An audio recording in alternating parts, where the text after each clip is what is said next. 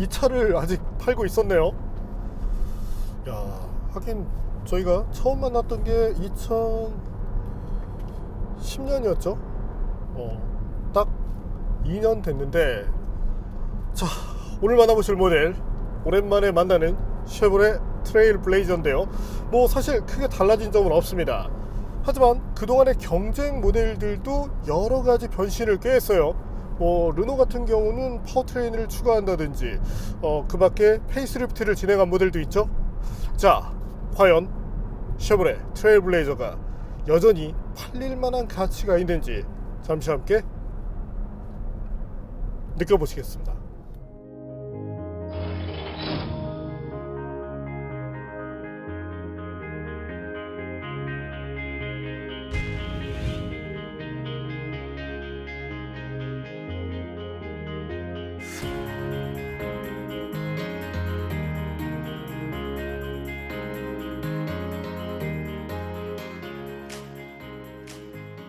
국내에서는 조용한 트레일 블레이저.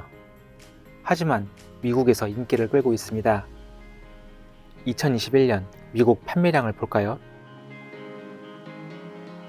여기에 트레일 블레이저의 형제 모델인 뷰익 앙코르 GX 판매량을 더하면 사실상 미국 소형 SUV 판매 1위라고 볼 수 있습니다.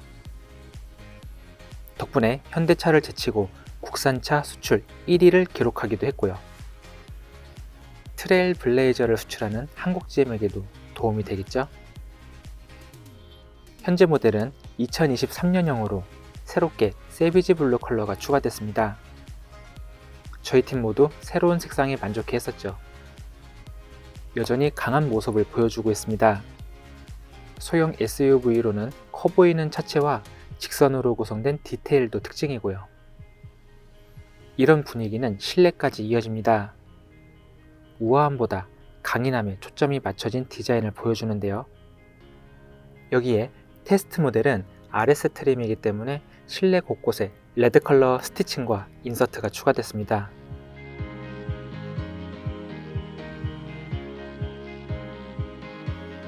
고급 소형 SUV를 추구하는 만큼 탑재된 장비들의 수준도 높은 편입니다. 앞좌석 그리고 뒷좌석 공간도 무난하죠. 높이 조절까지 가능한 전동식 트렁크가 장착됩니다.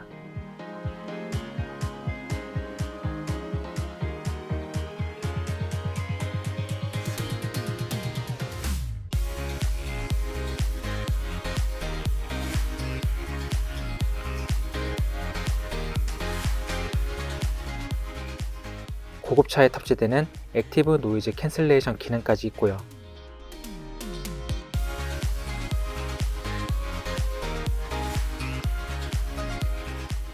무선 애플 카플레이와 안드로이드 오토 덕분에 선을 꼽아야 하는 번거로움도 없습니다. 헤드업 디스플레이와 스마트폰 무선 충전 기능도 갖췄으며 보스 사운드 시스템으로 음악을 즐길 수도 있습니다. 국내 선호 사양인 열선과 통풍 시트도 물론 있습니다.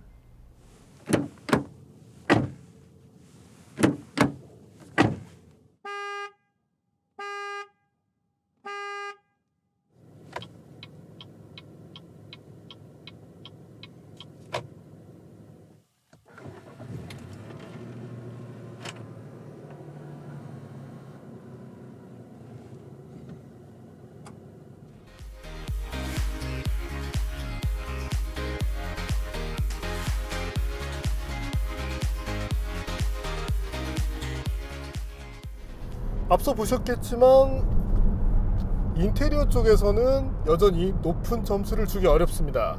뭐 특히 타사 모델들이 대부분 디스플레이를 채용하는 이런 시점을 감안하면 아무래도 아날로그적인 감성을 저도 일부는 좋아하지만 좀 시대에 뒤떨어진 느낌이 나는 건 사실인데요. 하지만 뭐 늘 그랬듯 GM은 이런 거 별로 신경 쓰지 않습니다. 대신 잘하는 것들이 있죠. 바로 본질적인 부분.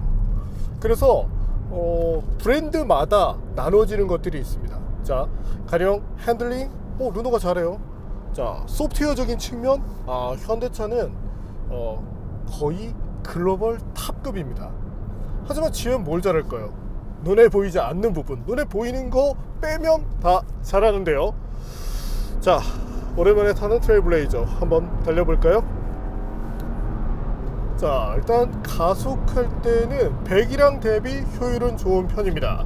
저희가 이 같은 코스 안에서 다양한 차들을 테스트하고 있는데 실용 구간을 약간 넘어서는 부분, 좀 전 같은 경우도 시속 한 140km까지 그냥 쭉 하고 속도를 올렸거든요.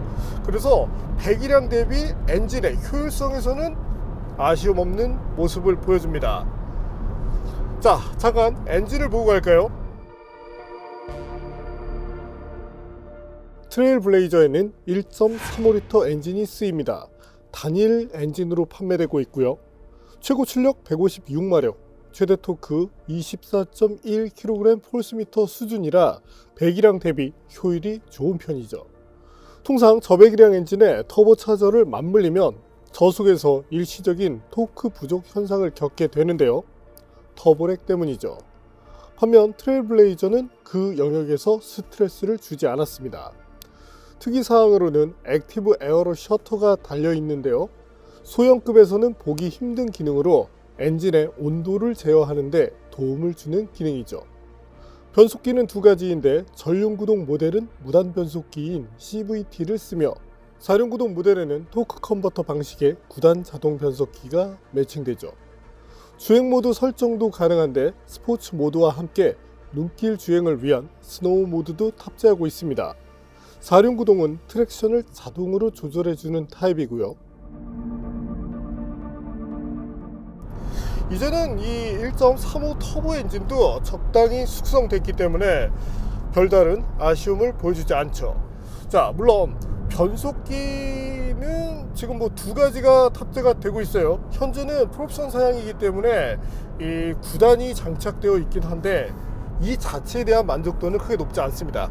대략적으로 한 7단, 8단 정도에서 조금 더 효율을 내주는 쪽이 어떨까 싶은데 GM은 일단 단수를 많이 늘려서 단수에 의한 효율을 노렸죠. 하지만 이 반응이라든지 이런 부분에서는 여전히 아쉬움이 남네요. 자, 그래도 고속도로를 크루징하고 있을 때 여기서는 9단의 이점을 충분히 볼 수 있죠.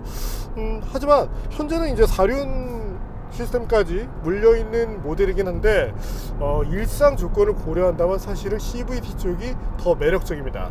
뭐 저속에서도 사실 요즘 차들이 대부분 그렇지만 이질감 없이 효율을 살리면서 부드럽게 전개되는 그런 느낌도 보여주고요.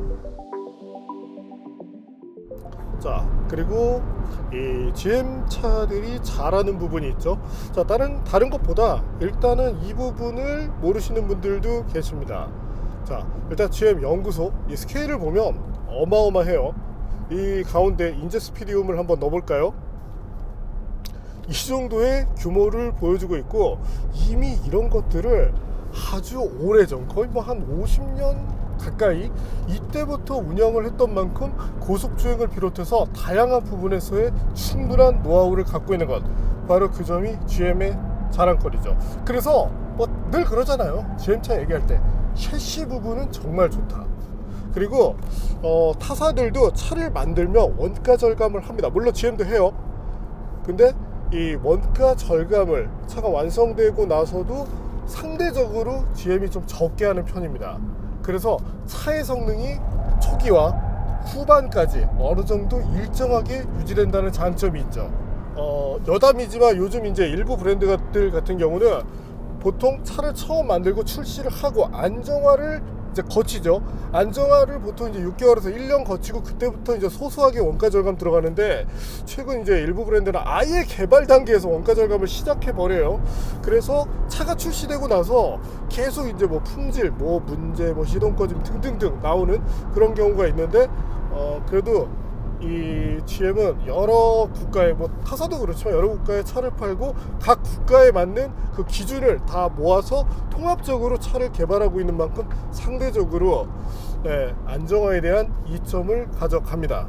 물론 뭐 그렇다 해도 실수를 하긴 하지만요. 그래서 지금도 이렇게 스티어링 휠을 돌릴 때 차가 보여주는 느낌, 이건 지상구가 살짝 높은 해치백의 느낌이거든요. 확실히 이 서스펜션 그리고 이 브레이크 시스템, 이 제어에 대한 부분, 운전자가 몸으로 하는 것들, 이 부분에 대해서는 충실히 받아줍니다. 그래서 눈에 보이는 것들에 대해서는 뭐 타사보다 분명히 밀린다고 얘기를 하지만 나머지 이 몸으로 전하는 부분에 대해서는 충실하다. 네, 그 점이 이들의 장점이라고 보면 되죠. 자, 그럼 트레일블레이저 가속 성능 그리고 제동 성능을 볼까요?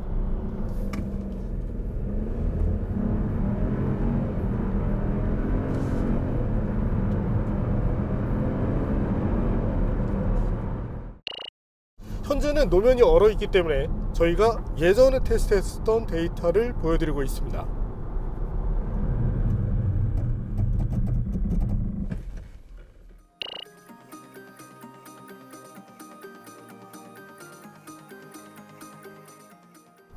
자, 그리고 타이어 성능도 지금 무난해요. 노면 상태가 좋지 않은데도 불구하고 지금 적당한 성능을 내주고 있어서 오히려 이게 온도가 올라갔을 때는 이 정도의 만족감을 주지 못했는데 이 겨울철 노면에서는 네, 나름대로 경쟁력을 보여주고 있습니다. 타이어는 두 개 제품이 쓰이는데 17인치는 콘티넨탈, 18인치는 한국 타이어에서 제공합니다.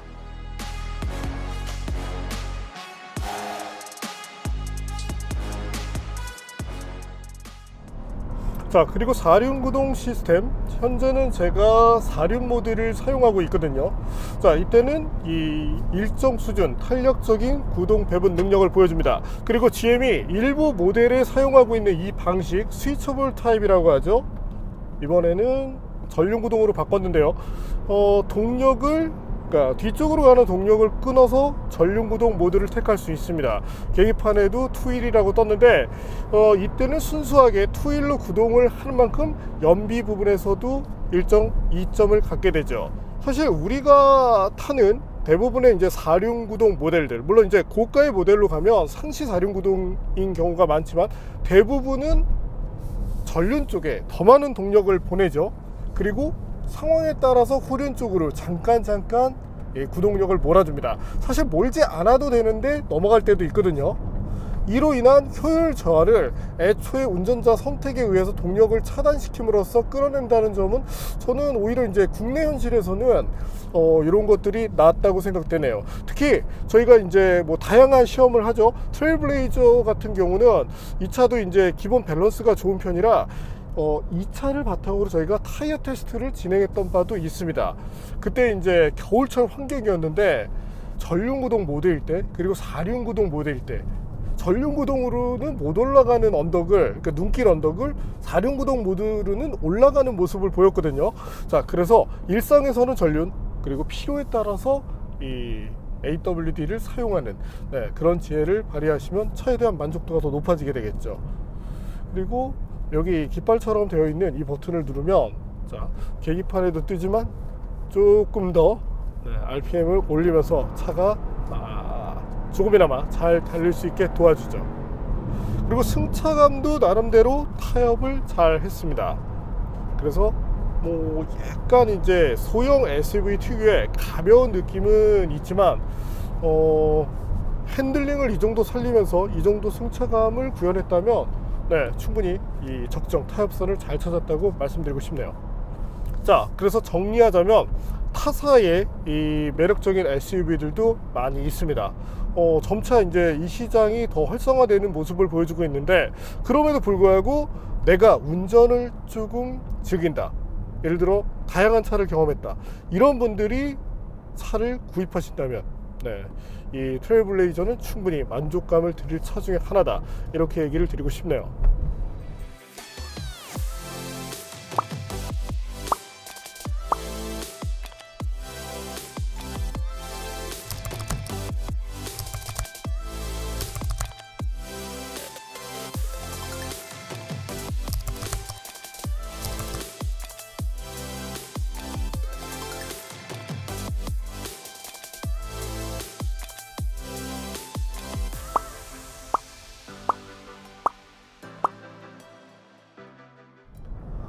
오늘 만난 쉐보레 트레일블레이저,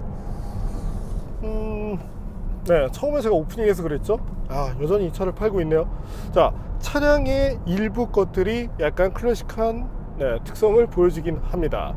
하지만 그래도 이들이 잘하고 있는 셰시에 대한 부분, 그 경쟁력은 충분히 보여주고 있는 만큼 이 운전 자체를 중요시하는 분들도 계시거든요. 자, 우리가 장거리 주행을 할 때 중요시되는 것, 편의 장비가 들어가 있다 하더라도 실제 이것들을 계속 작동시키지는 않습니다. 계속 앉아가지고 누르고 있거나 뭘 하는 게 아니거든요. 자, 이동을 하는 동안 이 운전의 시간, 이때 신뢰도를 높여준다는 점, 그리고 편안함을 준다는 점, 바로 그 점이 여전히 트레일블레이저가 갖는 매력 중에 하나다, 이렇게 얘기를 드리고 싶네요. 그래도 컴바이너 타입이라도 헤드업 디스플레이가 있으니까 좋긴 해요. 원래 이런 GM 이런 거 인색한데. 네, 오늘은 아날로그 감성 일부를 갖고 있지만 그래도 이 자동차에 대한 기본 본질에서는 여전히 충실한 트레일블레이저를 만나봤습니다. GM도 이런 엔지니어링에 대해서 잘하는 것들이 있잖아요. 그런 것들은 계속적으로 자랑할 필요가 있습니다. 각사들을 보면 내가 잘하는 것들을 서로 자랑을 못해서 안달인데, 이들은 잘해놓고도 말을 안 해. 참 희한한 브랜드예요.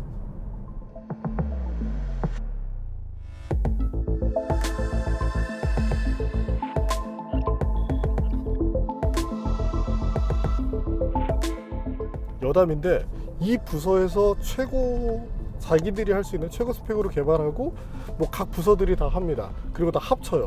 그리고 나서 이 조합을 했을 때 그런 것들을 서로 공유를 안 해줘. 전 GM 출신들이 얘기하는 GM의 특징입니다.